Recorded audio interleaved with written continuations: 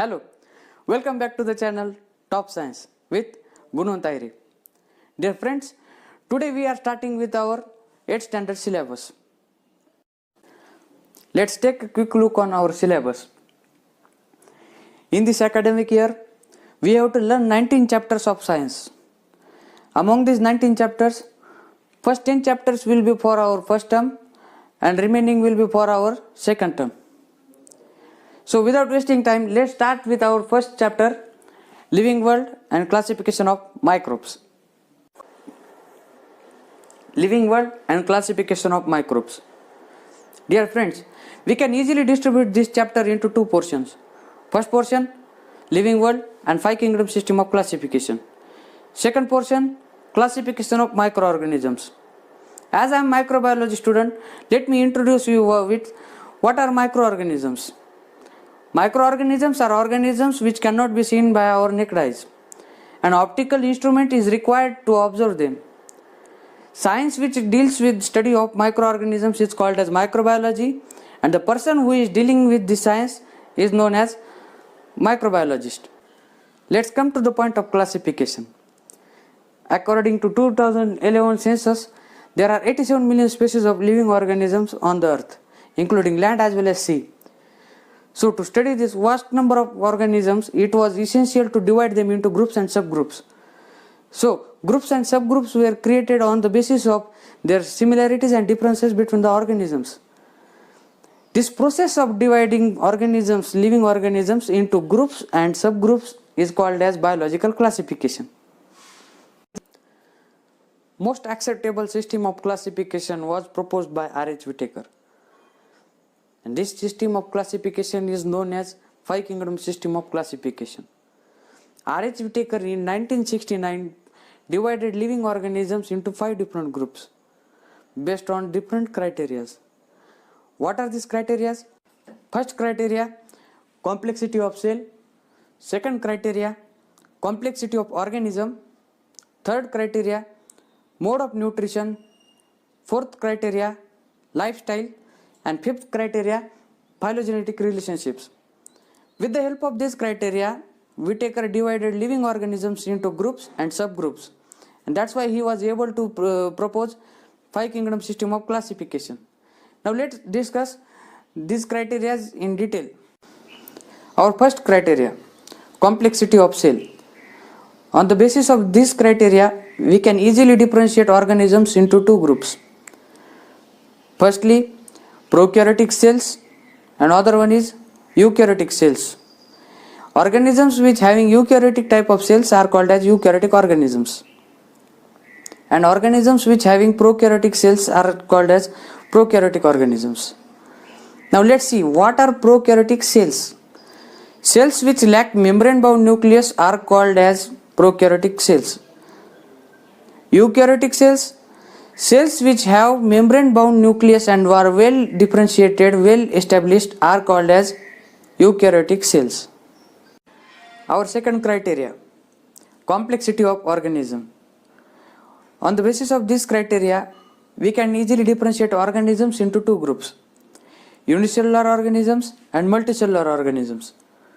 No doubt all prokaryotic organisms are unicellular organisms, but unicellular eukaryotic organisms may be unicellular organisms or multicellular organisms.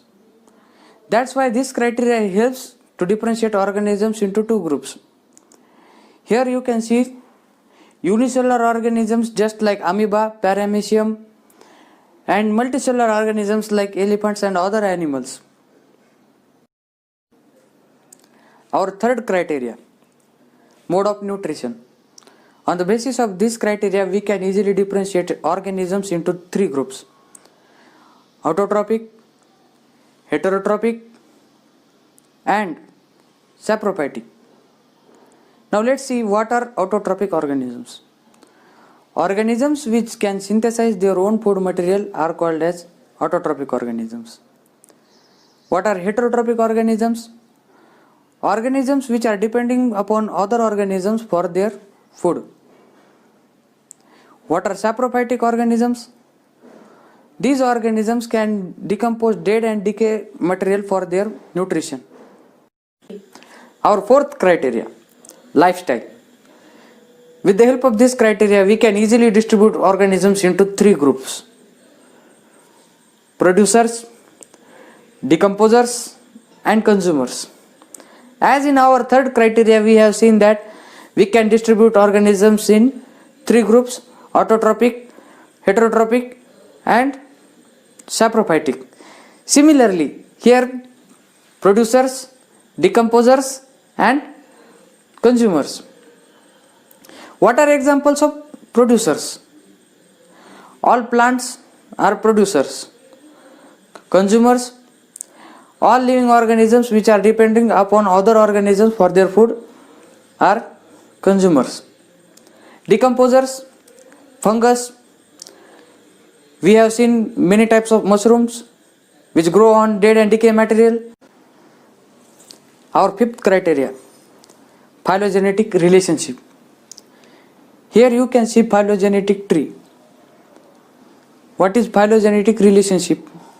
Phylogenetic relationship is a successive event and result of evolution in which one species gives rise to two different species. Recently we have seen all five criteria which Whittaker used to differentiate organisms into 5 kingdoms. So what was our first criteria?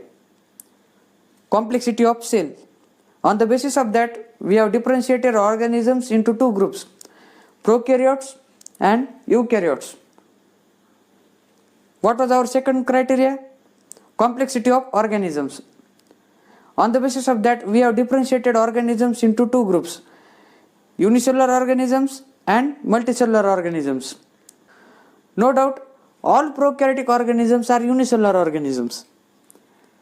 But in eukaryotic organisms, we can find two types of organisms: eukaryotic unicellular organisms and eukaryotic multicellular organisms. All prokaryotic unicellular organisms were kept in Monera. This is our first kingdom, kingdom Monera.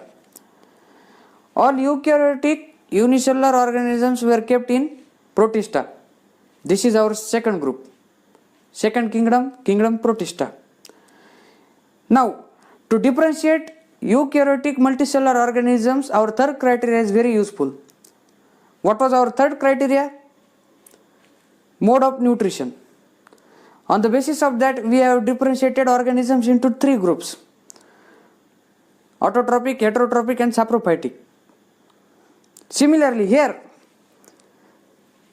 we have differentiated organisms into three kingdoms: kingdom fungi, kingdom plantae, and kingdom animalia. Let us discuss about kingdom Monera. What are the characteristics of kingdom Monera? They are prokaryotic, they are unicellular, and mode of nutrition may be autotrophic or heterotrophic. Here you can see pictures of organisms which comes under kingdom Monera. They may be variable in their shapes, as you can see here. They may be rod shaped, they may be round shaped, or they may be motile or non-motile. If they are motile, they will bear flagella for motility. Mode of nutrition of bacteria is heterotrophic, and mode of nutrition of blue-green algae, which is also known as cyanobacteria, is autotrophic. Our second kingdom, kingdom Protista. The word Protista is derived from Greek word protistos, which means to be very first, as these protistas are first organisms of eukaryotes. Let's take a quick look on characteristics of Protista. They are eukaryotic. They are first unicellular organisms of eukaryotes. The mode of nutrition may be autotrophic or heterotrophic. Here you can see various types of protistas. Among these all, we will take a quick look on Paramecium. Whole body of Paramecium is surrounded by ciliates. Now let's take a quick look on what are the examples of protistas. First example, Euglena. Euglena is an autotrophic organism. Second example, amoeba. Third example, Paramecium. These are heterotrophic organisms. Our third kingdom, kingdom fungi.